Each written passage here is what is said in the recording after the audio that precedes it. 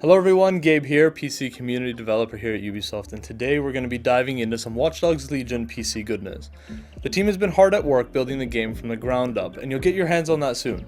But in this video we're going to give you a quick rundown of the PC features and what you can expect, all directly from the smart people over on the dev team. But that's enough of an introduction, let's get to it.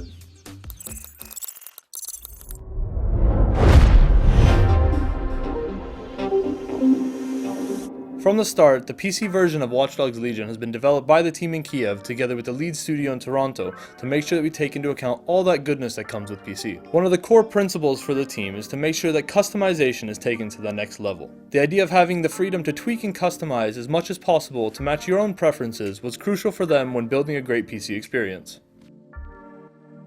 In order to achieve that though, we have to talk about the engine that powers Watch Dogs Legion, Disrupt, and all the changes and improvements that have been made to it to bring you that best experience. These include things like better shader cache implementation based on your activities to provide you a smooth experience, support for real-time ray tracing, bring more realism and immersion to London with improved reflections, improved memory management for the creation and removal of geometry and textures, reworking the back end of DX12 to further improve stability, and much more. Needless to say, the team has been hard at work improving the engine to make sure that they have the tools to build you a great game. There are a few things in there that may have caught your attention, but let's start with DX12. The team decided to have both DX11 and DX12 available for you to pick from when it comes to rendering APIs. DX12 allows the team to take advantage of the latest and greatest technologies such as ray tracing, so you have all those jaw-dropping visuals, and asynchronous computing that gives the team the ability to further optimize performance. On top of that, DX12 also has native support for deferred context, which helps the CPU do more work in parallel, making sure that as much of your hardware is put to good use as possible. It was also important for the team to make sure that as many people get to experience Watch Dogs Legion as possible, which is why DX11 is also available. Now we all know how important performance is, and the engine and rendering API play an important role in that. To make sure that you can push your hardware to the limit and take full advantage of them, there is no FPS cap, so you can maximize your frames and live that high refresh rate monitor life. However, uncapped FPS is great and all, but to make sure that that feels good, you also need smooth performance, which is something the team has worked hard on with all the engine improvements and optimizations they've put in. The goal is to give you something that runs great and looks fantastic. Plus, to make sure that you can find the perfect balance of that visual quality and performance, there's an in-game benchmark you can run as you tweak different settings. Speaking of settings, one of the best parts of playing on PC is jumping into all those settings and spending some absurd amount of time tweaking all them before even getting into the game. As we mentioned before, taking customization to the next level is one of the core principles for the PC version of Watch Dogs Legion. That means you're getting a huge variety of visual and graphical settings to tweak to your liking, as well as support for different multi-monitor setups and aspect ratios. Beyond the visual settings, there's also something that might be a bit important when it comes to having a comfortable experience, and that's of course your controls. They're super important for giving you that personal experience, and that's why the team has invested a lot of time into iterating them to make sure that the mouse and keyboard controls feel good, and that you have the tools you need to fully make them your own. So if for some reason you want to use something other than WASD for your movement keys, you can. Another thing that may have caught your attention before is real-time ray tracing. We've been working closely with NVIDIA to implement RTX so that you can take your visual experience to the next level. That's not all though, DLSS 2.0 will also be available, which is a huge help when it comes to performance at higher resolution. You can check out the interview we did with the NVIDIA team just over a year ago at Gamescom, as well as some of their juicy videos linked in the description below.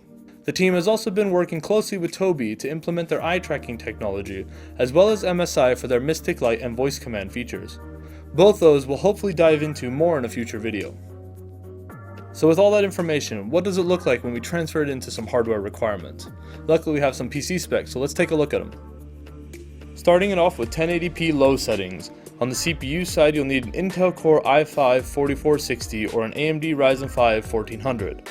For the graphics card, you're looking at an NVIDIA GeForce GTX 960 or an AMD Radeon R9 290X. You'll need 4 gigs of VRAM, 8 gigs of RAM, and 45 gigs of storage space. For operating system, and this applies to all the specs, you'll need Windows 10. After that, we have 1080p at high settings. For CPU, you'll need an Intel Core i7-4790 or an AMD Ryzen 5 1600. For GPU, you'll want an NVIDIA GeForce GTX 1060 or an AMD Radeon RX 480. You'll need 6 gigs of VRAM, 8 gigs of RAM in a dual channel setup, and 45 gigs of storage space. Next up, we have 1440p at high settings. For CPU, you're looking at an Intel Core i7 7700K or an AMD Ryzen 5 2600. On the graphics card side, you'll need an NVIDIA GeForce RTX 2060 Super or an AMD Radeon RX 5700. You'll need 8 gigs of VRAM, 16 gigs of RAM in a dual channel setup, and 45 gigs of storage space. And now over to 4K at ultra settings. On the CPU side, you'll need an Intel Core i7 9700K or an AMD Ryzen 7 3700X. For the GPU, you'll need an NVIDIA GeForce RTX 2080 Ti or an AMD Radeon 7. For VRAM, you'll need 11GB, and for RAM, you'll need 16GB in that same dual channel setup. Storage space wise, you're looking at 45 gigs plus 20 gigs for the HD texture packs. And now moving over to the ray tracing settings, where we have 1080p at high settings. On the CPU side, you'll need an Intel Core i5 9600K or an AMD Ryzen 5 3600. For the graphics card, you're looking at an NVIDIA GeForce RTX 2070. You'll need 8 gigs of VRAM, 16 gigs of RAM in the dual channel setup, and 45 gigs of storage space. And finally, for the 4K at ultra settings using ray tracing, on the CPU side you have an Intel Core i7 9700K or an AMD Ryzen 7 3700X. For the graphics card, you'll need an NVIDIA GeForce RTX 2080 Ti. You'll need to be running 11 gigs of VRAM and the same 16 gigs of RAM with dual channel setup. For storage space, you'll need 45 gigs plus that extra 20 gigs for the HD texture pack. And that about wraps it up. We hope that gives you a good rundown of what you can expect from the PC version of Watch Dogs Legion. Make sure you follow the Watch Dogs Legion team over on all their channels, which you'll find linked in the description below. And keep an eye on this channel, because we might have some cool things coming up. But, as always, if you have any questions or feedback, please leave them in the comment section below. And until next time, see ya.